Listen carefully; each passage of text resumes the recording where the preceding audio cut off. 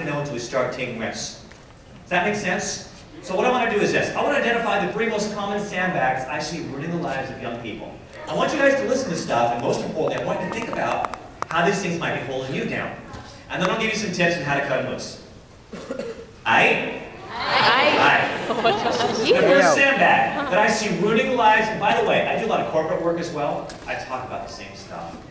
Because if it doesn't stop, if you don't cut these things loose now, you're going to carry it with them into your adult life, and most people do. I'm trying to give you an edge here. The first sandbag I see ruining the lives of young people is what I call appearance interference.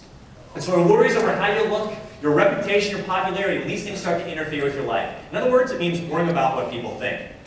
Is that an issue at your school? Do people worry about what everyone else thinks? Yeah. Happens so many places where I go. What happens is we start doing things we should not do because we think it'll make someone like us. Or we don't do something because, what will people think?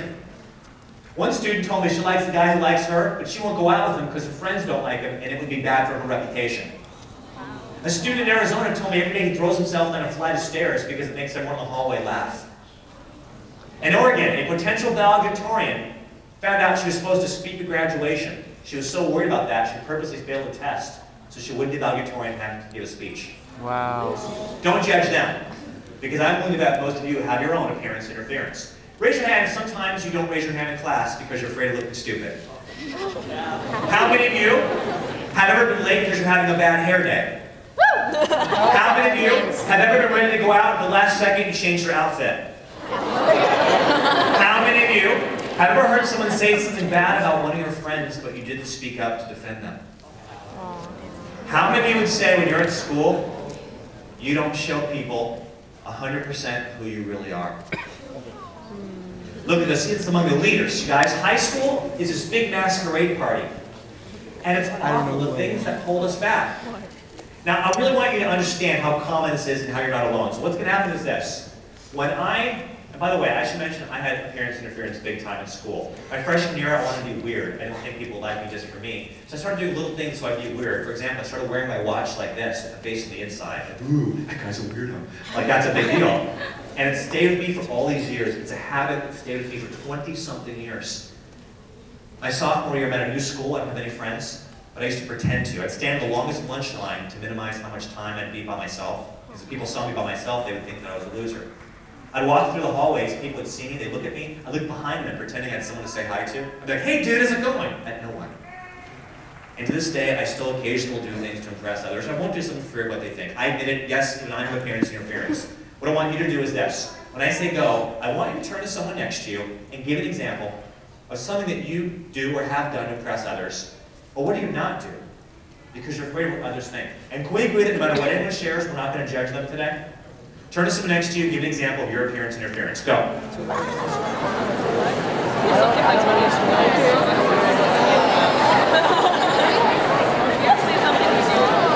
don't get it. Where does it say what we must do? I want to hear what. Something about an appearance interference. Let's see. Sometimes like there's spiritual. Clap once. I want to do it. Clap twice. Clap 3 times. Alright, so I just want to get your brains working. Here's what I want to do. I want to invite a few people to raise your hand. I'll call on you. Stand up. You don't have to tell us your name. Don't tell us your school. Just stand up when I call on you. And I want to hear some examples of your appearance interference. Some things that you do to impress others, or what do you not do because you're afraid of what they're thinking. And can we agree that the purpose of this isn't to try to make everyone laugh? Some things might be funny, but let's not make making people laugh our intention here. What do you do to impress others, or what do you not do? I'm really good at hiding my emotions, especially when I like someone. I'll keep them hidden so I won't get hurt. Okay, you hide your emotions, especially if you like someone. Yeah. Give her 3 big claps.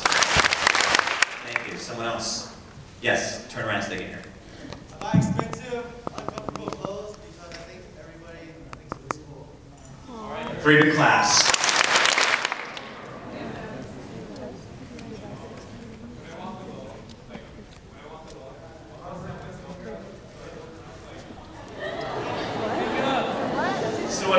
I'm going to try to understand this right. When you're alone, you'll take out your cell phone and pretend to be talking to someone, or pretend to be texting. How many of you do the same thing? 3 big claps. See, your teachers back at school are all upset because they think you're texting each other, and really it's just like hundreds of people not wanting to look like losers. All right, someone else. Shh. What do you do to impress others? Yes? I try to avoid going to pool parties because I don't want to get in a bikini in front of everybody. 3 big claps. I do my best to make friends and try to get them to invite me over, but when we finally do, I make up excuses because I'm afraid to leave them at their house. Did you guys hear that? Yeah. What he said was he goes out of his way to try to make friends, but once he finally succeeds and they invite him over, he looks for an excuse not to go over there because he's afraid that something that they won't like when they get to know him. Is that a fair description? 3 big claps. Anyone else? Yes. Could you drive a what? Okay, you don't want people to see you driving old cars to try to drive your mom's car. Okay, how many guys just wish you had any car? Okay, 3 big claps. You know, I can totally relate to that because my parents didn't give me a car, but they let me use my mom's old Buick Skylark station wagon. It wasn't exactly a chick magnet, I'll tell you that. Any last few? In the back, go ahead. I don't always do my full potential in acting class because I'm afraid people will think I'll look stupid. In acting class? She doesn't go all the way to an acting class because she's afraid of how she'll look. 3 big claps. Standing up, yes. I hide my emotions from everyone. You hide your emotions. 3 big claps. You know what? Maybe you'll succeed. Maybe you'll wind up having a perfect reputation. Maybe people think you never go too far in acting class. Maybe people will never think anything negative of you as a person. Maybe people think, wow, that guy has a great social life. He always has someone to text. Maybe people always think, wow, you're so in fashion. Maybe you'll be the class clown, the prom queen. Maybe you'll have the perfect reputation. Until finally one day, it's graduation time. That day you worked so hard for. You put on your gown, you put on your cap, they play the music and you march, and it'll be just like this. Bum, bum, bum, bum, bum, bum, bum, bum, bum, bum. You get to the stage, it's the proudest moment of your life. They hand you a piece of paper you worked 4 years for. Okay, some of you 5 years. But they hand you a piece of paper. And you know what you hand back in return? Not a handshake. Your reputation. The moment you graduate, your image, popularity, your reputation, gone instantly, forever. And as everyone goes off to college, goes off to work, goes off to join the military, goes off to travel, go on to live their lives, but they live to be in their 70s, 80s, 90s, some of you live to be over 100 years old, I got news for you. Us adults aren't obsessing that much over those 4 years of high school. We remember what people say or do to us, but as far as your own reputation, how you looked in those clothes, how you looked in that bikini, you guys, no one remembers that stuff and no one cares. I bet not one of you can name the most popular person on your campus from 20 years ago. I know you weren't alive 20 years ago. But what if that person was today's keynote speaker and said, hey, 20 years ago, I was the most popular person at your school. You'd be like, okay, loser, why don't you get a life now? Who cares? I got news for you. 20 years from now, 20 minutes from now, no one's paying as close attention to you as you think. And I'm worried about how much time and energy you're wasting on something that is so temporary, and how much of your identity you're not allowing. How many things you're not doing.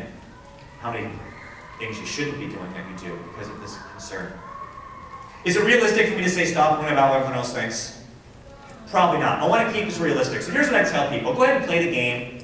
Go ahead and wear certain clothes. You know, go ahead and play the game until it gets to the point where you're sacrificing your real identity. Because what we've learned is this. The real you is the most powerful. The authentic you. The one that you disguise. The one you don't show people. The one you think people won't like. Is the most likable, most talented, and most powerful you there is.